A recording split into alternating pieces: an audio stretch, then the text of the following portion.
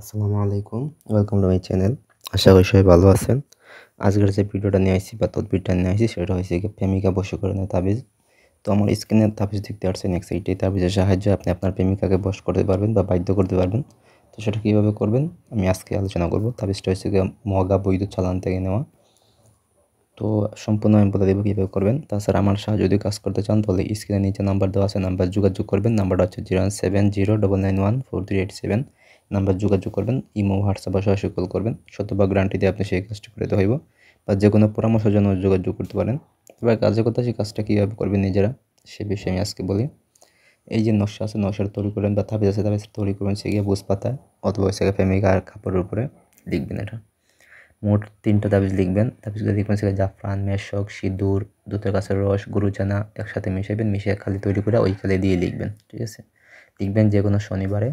তো লেখার সময় মনে মনে ওই যে মন্ত্র আছে নিচে, মন্ত্রটা পাঠ করবেন। মন্ত্রটা হচ্ছে ফিদা ফিদা। রহিমের ছেলের জায়গায় হয়েছে গিয়া আপনার বাবার নাম দেবেন, মানে যে বয়স করবো তার বাবার নাম দেবেন এবং তার নাম দেবেন। রহিমের ছেলে পাগল হইয়া এই যা 7 সাগর হইয়া 7 সাগর 13 নদী, দেশ বিদেশ যেখানে সেই থাকিস, সানজিদা তুমি রহিমের প্রেমে এই ছুটে আসো। তো এই হলো মন্ত্রটা। সানজিদা হয়েছে কি আমার একটা কাজের নাম। ওটা হচ্ছে আপনি যে মেয়েকে বশ করবেন, সে বা বাধ্য করবেন প্রেমিকা, তার নামটা বসাই দেবেন। বসাই দিয়ে আপনি এটা সিদ্ধ করবেন। ঠিক এইটা পাঠ করবেন। পাঠ করে করে আপনি এটা লিখবেন।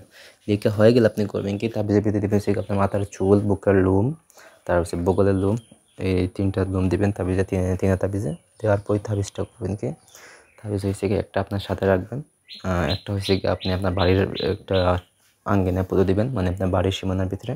একটা হচ্ছে কি আপনি গাছের সাথে ঝুলাই দিবেন, যেখানে বাতাসে নাড়াচাড়া করে গাছের সাথে ঝুলাই দিবেন এবং তাবিজগুলো বাঁধবেন হচ্ছে লাল সুতো দিয়ে বাঁধবেন, বাইরে আপনি ওগুলো করবেন। ঠিক আছে, যখন করবেন তখন আপনি যখন তাবিজটা বাঁধবেন তখন আপনি মন্ত্রগুলো পাঠ করবেন। এবং যে মন্ত্র আছে মন্ত্রটা পাঠ করবেন এবং যখন তাবিজগুলো গাছে বাঁধবেন তখন মন্ত্রটা পাঠ করবেন।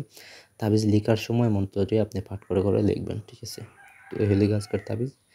এবার যদি কাজ করেন অবশ্যই কাজ ভালো হলে আপনি সপ্তাহের ভিতরে পাইবেন। তাছাড়া বুঝতে অসুবিধা আমার জানাইবেন, অবশ্যই আমি বুঝা দেওয়ার চেষ্টা করবো। তো ধন্যবাদ সবাইকে।